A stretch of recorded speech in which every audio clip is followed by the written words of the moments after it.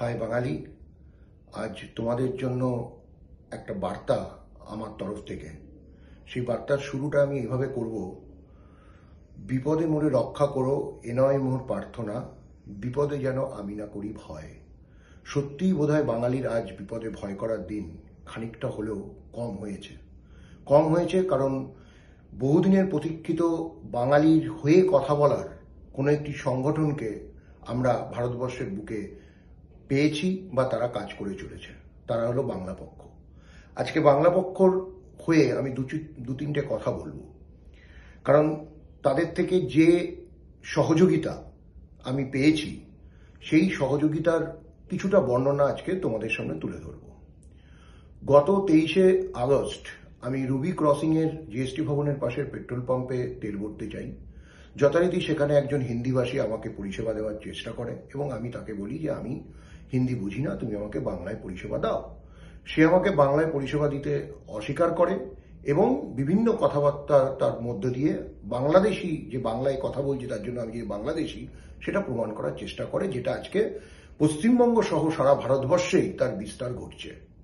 এবং এই ঘটনা ঘটবার পর আমি যখন বাংলা পক্ষের সহযোগিতা কাম্য করি, তার কারণ আমার মনে হয়েছে এই পরিস্থিতির জন্য কম বেশি সব রাজনৈতিক দলই দায়ী বা দোষী।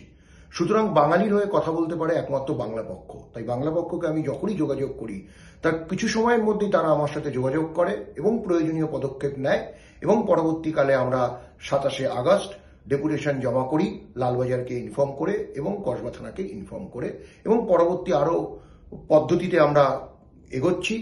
এবং সেই পেট্রোল পাম্পকে আমরা বলে এসেছি কেন এখানে এত বিহার বা উত্তরপ্রদেশের লোকেরা চাকরি করছে, বাংলায় কি কোনো লোক নেই?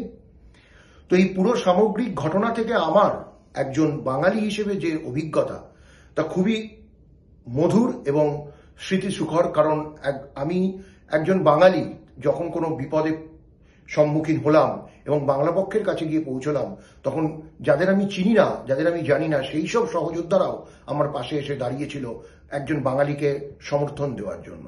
তাই আমার নিজের অভিজ্ঞতা থেকে আমি বলছি, শুধু যে বিপদে পড়লেই বাংলা পক্ষের কাছে আসবেন তা নয়, যাতে এই বিপদের সম্মুখীন কখনো না হতে হয় আপনাকে, আমাকে বা আমাদের পরিবারের মা বোনেদের, সেই কথা ভেবে এখনই যত শীঘ্র সম্ভব বাংলা পক্ষের সাথে যোগাযোগ করুন এবং তার সদস্যপদ গ্রহণ করুন, যাতে বাঙালির সংগঠন জোর হয়, বাঙালি যাতে ভারতবর্ষে তার প্রাধান্যতা বিস্তার করতে পারে এবং বাঙালি ভারতবর্ষে তথা পৃথিবীর যে প্রান্তেই থাকুক না কেন যেন সে মাথা উঁচু করে তার শিরকে উচ্চ শির করে থাকতে পারে। এই আবেদন আজকে আমি আপনাদের কাছে রাখলাম। ধন্যবাদ।